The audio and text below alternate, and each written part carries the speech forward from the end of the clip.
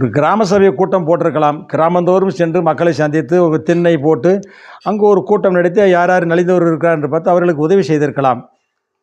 இந்த கோடியில் இந்த 300 கோடியில் தொழிற்சாலையாக ஆரம்பிக்கலாம். தமிழ்நாட்டில் இப்படி கொண்டு மதுரை மண்ணில் கொண்டு வீணாக போட்டு போகிறீங்களே. ரசிகரோட பணம், ரசிகரின் வியர்வை, எவ்வளோ படம் பார்த்தாங்க. செவருதி கூச்சி, கம்பியில் நுழைஞ்சி, பால் ஊற்றி கொடுத்த பணத்தையெல்லாம் இப்படி பாழாக்கிட்டீங்களே அப்படின்னு மக்கள் பேசிக்கிட்டு இருக்கிறாங்க. இப்போ அரசியலில் வேறு விஷயம் ஒன்றுமே இல்லை.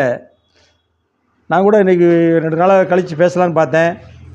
சரி, அன்னைக்கு பேசினா தானே தொடர்பு நீடிக்கும் அப்படிங்கிறதுனால உங்களிடம் பேசி கொண்டிருக்கிறேன்.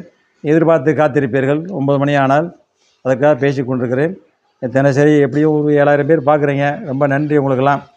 உங்களுக்கு நன்றி சொல்லணும். இது யூடியூப்புக்கு தான் நன்றி சொல்லணும். அவர்கள் தான் என்னை இந்த அளவுக்கு விளம்பரப்படுத்தியிருக்கிறார்கள். நன்றி சொல்லிக் கொள்கிறேன். அடுத்து அரசியல் விஷயமாக தான் பேச முடியும். வேறு ஒன்றும் அரசியல் தவிர வேறு ஒன்றும் இப்போ பரபரப்பாக ஒன்றும் விஷயம் இல்லை. ஏற்கனவே பேசிட்டேன், பல வீடியோவில் பேசிட்டேன். இன்றைக்கி அமாவாசை என்பதால் சற்று அடக்கி வாசிக்கிறோம். நன்றி, வணக்கம். நாளை வருகிறேன்.